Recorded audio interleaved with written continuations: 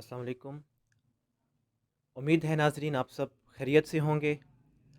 آج ایک new session کے ساتھ میں اویس الیاس آپ کی خدمت میں حاضر ہوں۔ جیسا کہ آپ جانتے ہیں، کسی بھی ملک کی چاہے وہ پولیٹیکل سٹیبلٹی ہو، چاہے وہ اکنامیکل سٹیبلٹی ہو، چاہے وہ کلچرل ڈیولپمنٹس ہوں، ان سب کا دار و مدار اگر دیکھا جائے تو وہ ایجوکیشن سے کرتا ہے۔ ان سب کا لنک جو بیسکس ہیں وہ ایجوکیشن ہے۔ اس طرح آج ہم جو سیشن کر رہے ہیں، جو انٹرویو لے رہے ہیں، وہ ایک کوہارٹ کے مایہ ناز اینڈ ینگ ایجوکیشنلسٹ سے لے رہے ہیں، جو ایک ادارہ چلا رہے ہیں اور ایک بڑی کم ایج میں چلا رہے ہیں، جو یوتھ کے لیے ایک بہتر امپیکٹ ہے کہ بھئی وہ ان سے کچھ سیکھ سکیں، ایز اے رول ماڈل ان کو سامنے رکھ کر کے۔ تو ہمارے ساتھ موجود ہیں آج مسٹر حسیب۔ السلام علیکم سر۔ وعلیکم السلام۔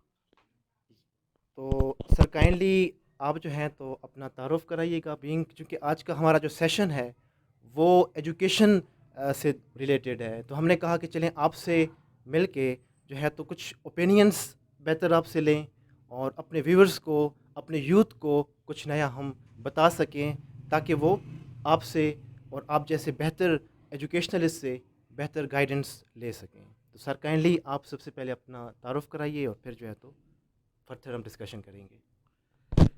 بسم اللہ الرحمن الرحیم۔ سب سے پہلے تو اویس بھائی اور فہد بھائی، آپ دونوں کا میں بڑا شکر گزار ہوں، آپ لوگ آئے، ممنون ہوں، ٹائم دیا اور اتنے اچھے الفاظ میں میرا تعارف کروایا۔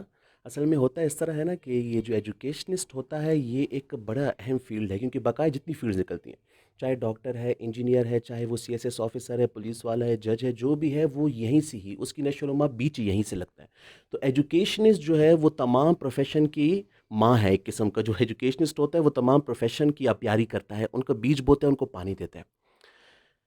تعارف تو اللہ کی ذات کا ہے، بقایا میرا نام محمد حسیب ہے، ایج میری 32 ہے اور پچھلے 9 سال سے میں اس فیلڈ کے ساتھ جڑا ہوا ہوں، اور اس وقت کوہاٹ میں ایک ادارہ النور the house of wisdom public high school کے نام سے میں چلا رہا ہوں۔ ایک نوبل پروفیشن ہے، اسی لیے میں اس سے پہلے جو پروفیشن کیری کر رہا تھا اس کو چھوڑ کے پھر اس پروفیشن کی طرف میں آیا، تو انشاءاللہ اس کا بھی تذکرہ پھر ساتھ ساتھ میں آپ کے ساتھ کروں گا انشاءاللہ۔ اوکے، چونکہ آپ جانتے ہیں موو آن جو ہے تو وہ اس کا تعلق ہی انگلش سے ہے، اور اسپیشلی ہمارے جو ایجوکیشنل سسٹم میں کافی ڈرا بیکس بھی ہیں، اور اس لیے ہم چاہتے ہیں کہ انگلش کے حوالے سے یوتھ کو گائیڈ کریں، کیونکہ انگلش کے بغیر آگے بڑھنا از ناٹ پاسبل، اسپیشلی اس گلوبلائز دور میں۔ تو کائنڈلی ہمیں جو ہے تو انگلش کے حوالے سے سب سے پہلے ایک بہتر اپنی اوپینینز دیں کہ ہمارے جو یوتھ ہے، جو ہمارے اسٹوڈنٹس ہیں، چاہے وہ پرائمری سیکٹر ہے، چاہے وہ مڈل سیکٹر ہے، چاہے وہ سیکنڈری ہے، چاہے وہ ہائر سیکنڈری ہے، ایون وہ یونیورسٹی اسٹوڈنٹ ہیں، تو ان کے لیے جو ہے تو آپ کیا اپنی بہتر اوپینین دینا چاہیں گے، ایون کہ اپنے ہمارے جو ایجوکیشنلسٹس ہیں، ہمارے جو ایجوکیشن منسٹری ہے، ایون اس کے لیے بھی being in charge of in institution, آپ کا اتنا ایکسپیرینس ہے، تو اس کے حوالے سے سب سے پہلے آپ کیا ہمیں مطلب گائیڈنس دینا چاہیں گے، یوتھ کو گائیڈنس دینا چاہیں گے کائنڈلی؟ اچھا، اس میں انگلش کے حوالے سے جہاں تک بات ہے تو دو چیزیں ہیں، ایک ہوتا ہے نالج، ایک ہوتا ہے لینگویج۔ ہم بعض اوقات لینگویج کو نالج کے ساتھ مکس کر دیتے ہیں، زیادہ تر 99% پیرنٹس کو یہی محسوس ہوتا ہے انگلش جو ہے وہ نالج ہے، جبکہ انگلش کو ہم ایک لینگویج تک لیتے ہیں، لیکن ہمیں یہ بھی پتہ ہے کہ انگلش جو ہے وہ ایک انٹرنیشنل لینگویج ہے، اور دنیا کے اگر آپ کسی بھی ملک میں چلے جائیں اور ان کو اپنی کوئی بات سمجھانی ہو یا ان کی بات سمجھنی ہو تو اس کے لیے انگلش لینگویج کا ہونا بہت ضروری ہے۔ تو آبویسلی یہاں کو اگر دیکھا جائے، میرا اوپینین اگر آپ لیں گے تو میرے اوپینین میں نالج اپنی زبان میں ہونا چاہیے، تاکہ بچوں کو کسی کو بھی گائیڈ کرنے میں آپ کو آسانی ہو، لیکن لینگویج آپ کی انٹرنیشنل ہونی چاہیے، تاکہ آپ نہ صرف نیشنل سطح پہ بلکہ انٹرنیشنل سطح پہ آپ اپنا نام بنا سکیں۔ اصل میں ہوتا کیا ہے کہ ہم لوگ کمپلیکس کا شکار کیوں ہو جاتے ہیں؟ کیونکہ ہم ان کو کمپیٹ نہیں کر پاتے۔ کمپیٹ کیوں نہیں کر پاتے؟ کیونکہ ہم ان کی لینگویج کو سمجھ نہیں سکتے۔ تو یہاں اگر ہم نے انٹرنیشنل لیول پہ کمپیٹ کرنا ہے تو انٹرنیشنل لیول پہ کمپیٹ کرنے کے لیے انگلش کو ہمیں ایز اے لینگویج لینا پڑے گا اور اس کو ہمیں پڑھانا پڑے گا۔ لیکن اگر ہم بات کرتے ہیں نالج کی کہ ہم نے نالج گین کرنا ہے، تو اکارڈنگ ٹو مائی اوپینین میں یہ سمجھتا ہوں کہ نالج جتنا بھی سبجیکٹس کا ہے، چاہے وہ فزکس ہے، کیمسٹری ہے، بیالوجی ہے، یہ جو بھی سبجیکٹ ہے، نالج ہماری اپنی اردو لینگویج میں ہونا چاہیے. بٹ اگر ہمیں انٹرنیشنل سطح پہ کمپیٹ کرنا ہے تو کمپیٹ کرنے کے لیے انگلش کو ایز اے لینگویج ہمیں کیری کرنا ضروری ہے. آپ کی اسی بات کو میں آگے بڑھاؤں گا کہ پرسنلی میرے کافی انٹرنیشنل فرینڈز ہیں ڈفرینٹ کنٹریز سے. تو میں نے ایک چیز دیکھی ہے پرسنلی. تو میں بھی چونکہ ایجوکیشن کی فیلڈ سے ریلیٹڈ ہوں، ایک یونیورسٹی میں جو ہے تو لیکچرر بھی ہوں، اور اس طرح مطلب ایجوکیشن میں کافی مجھے ابھی جسٹ انٹر ہوا ہوں ایک قسم کا. تو یہ ہے کہ میں نے ایک چیز دیکھی ہے ان میں کہ میرے ساتھ ٹرکش فرینڈس بھی ہیں، پرشین فرینڈس بھی ہیں، جرمن فرینڈس بھی ہیں، مطلب آل اوور دا ورلڈ کافی میرے مطلب انٹرنیشنل ایک حلقہ بن چکا ہے دوستوں کا. تو ایک چیز میں نے ان قوموں میں دیکھی ہے، اور وہ میں نے چیز یہ دیکھی ہے کہ وہ قومیں یہ کرتی ہیں کہ اپنی جو ایجوکیشن ہے، آپ کی بات کو میں نے کہا کہ وہ کے ساتھ مطابقت، کہ وہ ایجوکیشن جو ہے اپنی نیشنل لینگویج میں دیتی ہیں. لیکن جب وہ انہیں لگتا ہے کہ ان کے اسٹوڈنٹس اب مینٹلی اتنے شارپ ہو چکے ہیں، تو پھر وہ مختلف کورسز کنڈکٹ کرتے ہیں کہ بھئی انگلش کے لیے یہ کورس ہے. اور میرے جو فرینڈس ہیں، اگر میں دیکھتا ہوں ان سے جب بات چیت کرتا ہوں، تو آئی فیل کہ I am talking with some European with native English people. تو یہ وہ چیز ہے. اس حوالے سے آپ کیا مطلب دینا چاہیں گے رائے ہمیں کہ پاکستان کے جو لوگ ہیں، مطلب پاکستان کے جو یوتھ ہے، اس کے لیے گورنمنٹ کیسے اسٹیپس لے؟ کیونکہ ابھی جو سسٹم ہے اس میں تو کوئی بھی مطلب ہے انگلش کے حوالے سے ہمیں ایک بہتری کی امید نہیں مل رہی. چونکہ اب دیکھیں تو کافی لوگ سی ایس ایس ہے، پی ایم ایس ہے، بہت سے ہمارے سسٹمز ہیں جس میں لوگ رہ ہی جاتے ہیں انگلش کی وجہ سے. تو اور ایون فورن اسکالرشپس ہیں، وہ سارے مطلب ہر چیز انگلش ٹچ ہے. تو اس حوالے سے آپ کیا اپنی بہتر رائے دینا چاہیں گے؟ ہمارے معاشرے کا میرے بھائی سب سے بڑا المیہ یہ ہے کہ اگر میں کوہاٹ کی حد تک بات کروں، ایک بڑی مزے کی بات بتاؤں. کوہاٹ کی حد تک اگر ہم بات کریں تو ہم جب گھروں میں جاتے ہیں نا تو ہم ہند کو بول رہے ہوتے ہیں. جب ہم گلی محلے میں نکلتے ہیں تو ہم پشتو بول رہے ہوتے ہیں. ٹیچر کے ساتھ ہم بول رہے ہوتے ہیں اردو، اور سبجیکٹ ہمارے انگلش میں ہیں. تو بچہ تو جب ماسٹرز کر بھی لیتا ہے نا، یہ آپ کو بھی پتہ ہے، آپ اس فیلڈ کے ساتھ ٹچ میں ہیں، کہ ایک بندہ ماسٹرز کرنے کے بعد بھی اس کا یہ ذہن پتہ نہیں ہوتا میں نے پشتو بولنی ہے، اردو بولنی ہے، ہند کو بولنی ہے کہ انگلش بولنی ہے، میں نے بولنی کون سی لینگویج ہے. اصل میں ہمارا مسئلہ یہ ہے، میں یہاں بیٹھا ہوں نا میرے بھائی، اور ہم جب بھی اپوائنٹمنٹ کرتے ہیں تو لازمی بات ہے ہم ڈیمو لیتے ہیں. آپ یقین مانیں ماسٹرز کی ہوئی انگلش کی ٹیچرز آتے ہیں جو ڈیمو کے لیے، تو ان کو بیسکس کا بھی پتہ نہیں ہوتا. اس کی وجہ کیا ہے؟ کیونکہ جب ہم بالکل بیس سے بچے کو اٹھا رہے ہوتے ہیں نا، تو بیس سے وہ مکس ہوتا ہے، وہ لینگویج اور نالج میں فرق ہی نہیں کر پا رہا ہوتا. دیکھیں اب وہ سائنس ہے، سائنس ایک نالج ہے، وہ اس کو بھی انگلش میں کیری کر رہا ہے، صرف رٹا مار رہا ہے، اس کو سمجھ نہیں آ رہا کہ ہو کیا رہا ہے. اگر سوشل ہے تو وہ بھی انگلش میں ہے، وہ رٹا مار رہا ہے، اس کو سمجھ نہیں آ رہا کیا ہو رہا ہے. فزکس ہے، کیمسٹری ہے، بیالوجی ہے، وہ ماسٹرس لیول تک کنفیوژن میں ہوتا ہے کہ لینگویج کون سی ہے اور نالج کون سا ہے. اگر ہم پرائمری سطح پہ ہی اس چیز کو ڈفرینشیٹ کر دیں کہ بھائی لینگویج یہ ہے، نالج یہ ہے. نالج کا مطلب ہے کانسیپٹس کلیئر کرنا، سیکھنا، اور لینگویج کا مطلب ہے کہ آپ ایک زبان سیکھ رہے ہو.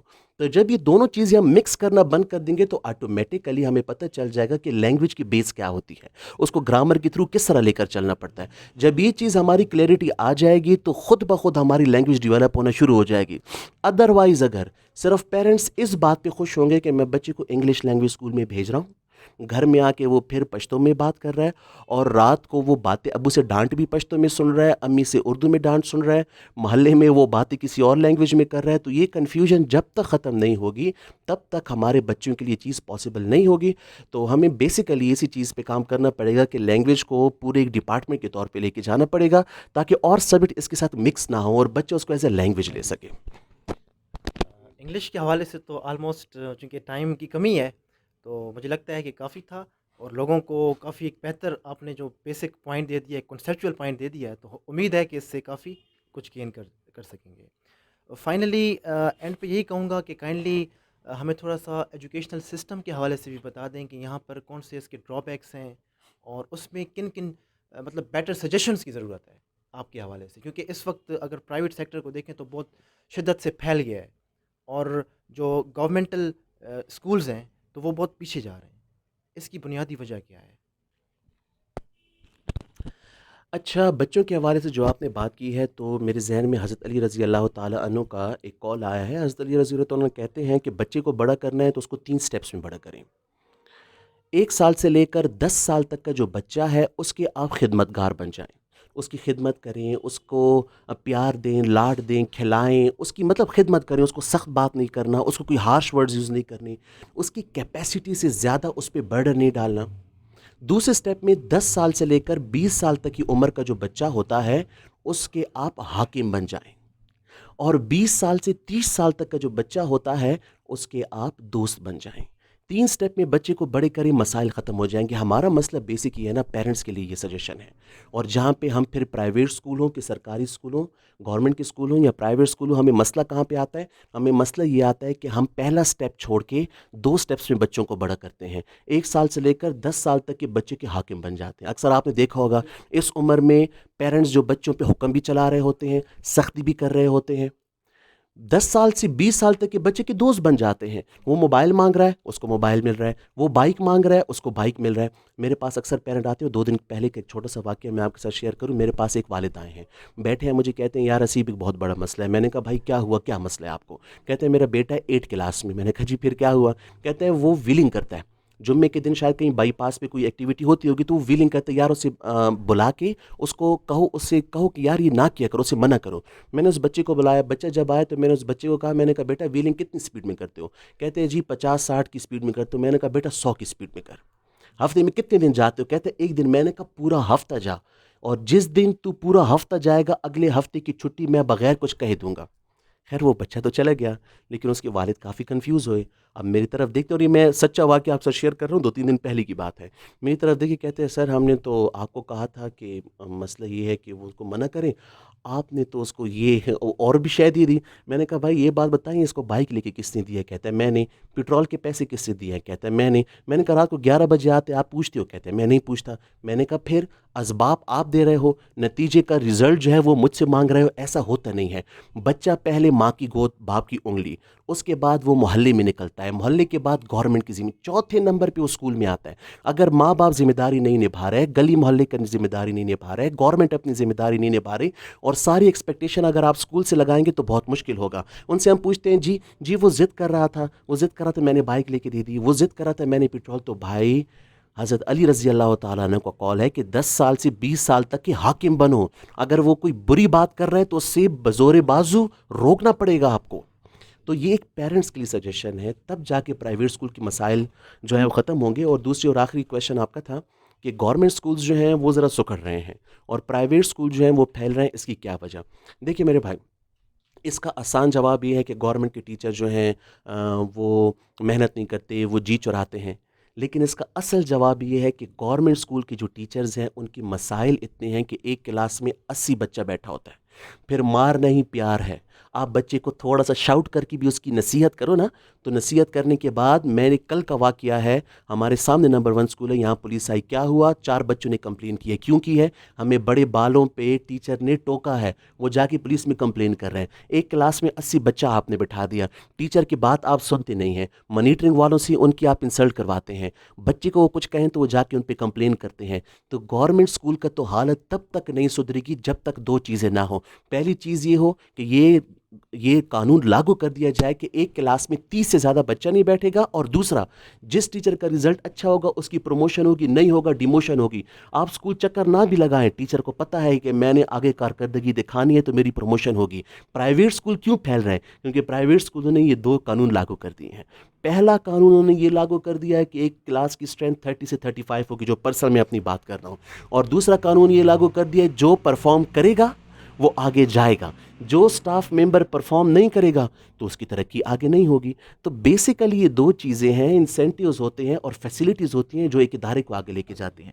اگر آپ یہ دونوں چیزیں نہیں دیں گے تو پھر مشکل ہوتی ہے۔ اور ایک چیز میں اس کے ساتھ اور جو ہے وہ ایڈ کرتا جاؤں، اور یہ حقیقت بھی ہے کیونکہ پرائیویٹ اسکول کے حوالے سے ہم سنتے رہتے ہیں، مافیا کا لفظ بھی سنتے ہیں۔ اچھا، اب مجھ سے اکثر پیرنٹس پوچھتے ہیں کہ یار یہ لوگ غلط کہہ رہے ہیں کہ ٹھیک کہہ رہے ہیں؟ میں نے کہا بھائی بالکل ٹھیک کہہ رہے ہیں، کیونکہ تالی ہمیشہ 2 ہاتھ سے بجتی ہے، اور اگر آگ نہیں ہوگی تو دھواں بھی نہیں اٹھے گا۔ کچھ پرائیویٹ اسکول ادارے، میں سب کی بات نہیں کر رہا، بہت اچھے ادارے بھی ہیں جو بہت دل کے ساتھ 500 سے لے کر 1500 کی فیس میں یار ایک کیبل کی فیس ہوتی ہے نا, آپ گھر کی کیبل کی فیس 500 روپے دیتے ہو, ایک کیبل کی فیس میں وہ آپ کے بچے کو پورا مہینہ پڑھاتے ہیں. لیکن کچھ پرائیویٹ اسکول ایسے ہیں جنہوں نے بنا لیا ہے 100% کاروبار. اب ہم یہاں بیٹھے ہیں, ہم نے کمانا تو یہی ہے, اب میں فیس لوں گا تو میرا جیب خرچ چلے گا, میری فائنینسز ہوں گے تو میں یہاں ٹائم دوں گا. لیکن کچھ اسکول والے کیا کرتے ہیں, وہ اس کو بنا دیتے ہیں پیشہ, پروفیشن ہی اس کو صرف بزنس ہی بناتے ہیں. وہ یونیفارم بھی زبردستی اسکول میں بیچ رہے ہیں, وہ کتابیں بھی زبردستی اسکول میں بیچ رہے ہیں, کاپیاں بھی زبردستی اسکول میں, پنسل شارپنر ربڑ تک. تو ایسے اسکول مافیا ہیں, ان کے خلاف میں بھی کہتا ہوں بالکل مافیا, کیونکہ ان کی وجہ سے اور اسکولوں کی بدنامی ہوتی ہے. چلیں آپ سے بات کر کے بڑا اچھا لگا, کیونکہ وقت کی کمی ہے, ورنہ ہم سیشن کو بڑھا دیتے, کیونکہ بہت سی باتیں ہیں, بہت کچھ سیکھنے کو ملا, اور امید ہے ویورز کو بہت سے اچھے پوائنٹس ملے ہوں گے اس حوالے سے. اور میں یہی کہوں گا کہ ایجوکیشن کسی بھی ملک کے لیے ایک پلر ہوتی ہے, چاہے آپ پولیٹیکل ڈیولپمنٹس چاہتے ہیں, چاہے آپ اکنامیکل ڈیولپمنٹس چاہتے ہیں, چاہے آپ کلچرل ڈیولپمنٹس چاہتے ہیں, تو اس کے لیے ایجوکیشن سب سے اہم ہے. تو تھینک یو سو مچ, اور again thank you so much for your time that you have given to us from your busy schedule. Thanks a lot.